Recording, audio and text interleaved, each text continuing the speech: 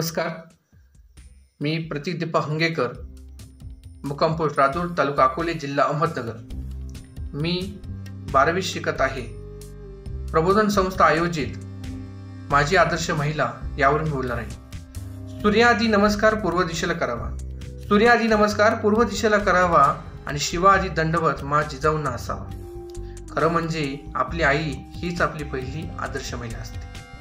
कारण जिने आपल्याला जन्म दिला, जिने आपल्याला जग दाखवलं, आपल्यावर चांगले संस्कार केले, आपल्यावर चांगले पालनपोषण केलं, आपल्या पाठीशी नेहमी खंबीरपणे उभे राहणारी आपली आई ही मला वाटतं की माझी पहिली आदर्श महिला आहे. समाजामध्ये अनेक आदर्श महिला होऊन गेल्या, पण ह्या आदर्श महिलांच्या आदर्श असणाऱ्या आणि ज्यांच्या कुशीतून स्वराज्याचं देखणं स्वप्न निर्माण झालं त्या राजमाता राष्ट्रमाता महासाहेब जिजाऊंचा जन्म सिंदखेड राजा येथे लखोजीराजे जाधव यांच्या घराण्यात झाला. लखोजीराजे ह्या अत्यंत शूर आणि पराक्रमी महासाहेब जिजाऊंना यामुळेच राजकारणाची ओळख खूप लवकर झाली. ते लहानपणापासूनच न्याय निवाडे करू लागल्या. रयतेचं दुःख काय असतं हे मासाहेबांना हळूहळू कळू लागलं. पुढे जाऊन मासाहेब जिजाऊंनी शहाजीराजांसोबत विवाह केला. त्यानंतर मासाहेब जिजाऊंनी शिवबाराजांना जन्म दिला. मासाहेब जिजाऊ शिवबाराजांना घेऊन पुण्यामध्ये आल्या. पुण्यामध्ये येऊन मासाहेब जिजाऊंनी विस्कळलेल्या पुण्याची घडी ही नव्याने बांधण्याचं ठरवलं आणि त्याचं नेतृत्व ही शिवबाराजांना करायला लावलं. शिवबाराजांना घडवण्यासाठी मासाहेब जिजाऊंनी अनेक संस्कार मासाहेब जिजाऊंनी शिवबाराजांना दिले. मासाहेब जिजाऊंनी शिवबाराजांना योग्य प्रकारचे शास्त्राचं अनेक राजनीतीचं त्यांना मार्गदर्शन आणि शिकवण दिली. त्यांना रामाचं, कृष्णाचं, भीमाच्या गोष्टी सांगितल्या.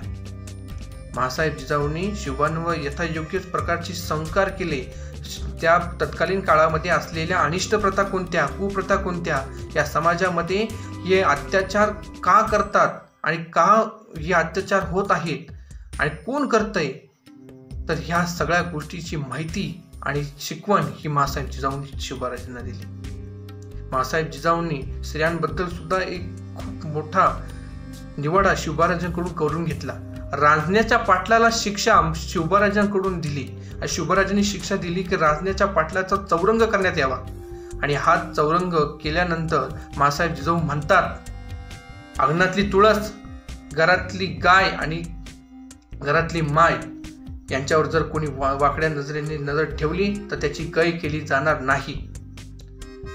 महासाहेबांचं म्हणणं होतं की मराठ्यांच्या घरातली स्त्रिया आणि रयतेच्या घरातील गाय ही मराठ्यांच्या घरातली देवता आहे. तिचा सन्मानच झाला पाहिजे. यथायोग्य सन्मान होणं खूप गरजेचं आहे. आणि याचाच उल्लेख आपल्याला अथर्व वेदामध्ये पाहायला मिळतो. तो असा की यत्र नार्यस्तु पूजन्ते रमन्ते तत्र देवता, यत्रेस्तास्तु न पूजन्ते सर्वस्त्र फलाक्रिया. म्हणजे काय, ज्या ठिकाणी नारीची पूजा होते म्हणजेच काय तर तिचा सन्मान होतो, तिच्या कला गुणांचा गौरव केला जातो, तिथे साक्षात माता जगदंबेचा वास असतो. मासाहेब म्हणूनच म्हणतात की स्त्रियांचा आदर्श करा आणि हाच आदर्श पुढे छत्रपती शिवाजी महाराज, छत्रपती संभाजी महाराजांनी जपलेला आपल्याला दिसून येतो. मासाहेब जिजाऊ नेहमी एक म्हणत असतात की स्त्रियांनी लढलं पाहिजे आणि ही सगळ्यात महत्वाची गोष्ट आहे. आणि शिवबाराजांनी सुद्धा ही गोष्ट जेव्हा कल्याणचा सुभेदार त्याची जी सून होती तिला आईची दर्जा देऊन, तिला चोळीवाडी देऊन पुन्हा तिच्या घरी पाठवलं आणि हा आदर्श शिवबाराजांनी जपला आणि संभाजी महाराजांनी जपलेला आपल्याला दिसून येतो. म्हणूनच मला एवढं सांगावंसं वाटतंय की आपल्या महाराष्ट्रातील संपूर्ण माता भगिनींनी मासाहेब जिजाऊंचा हा आदर्श घेतला पाहिजे. यथायोग्य आपल्या पुत्रांना ही कथा आणि हे संस्कार दिले पाहिजे. मासाहेबांचे आचरण आपण हे घेतले पाहिजे.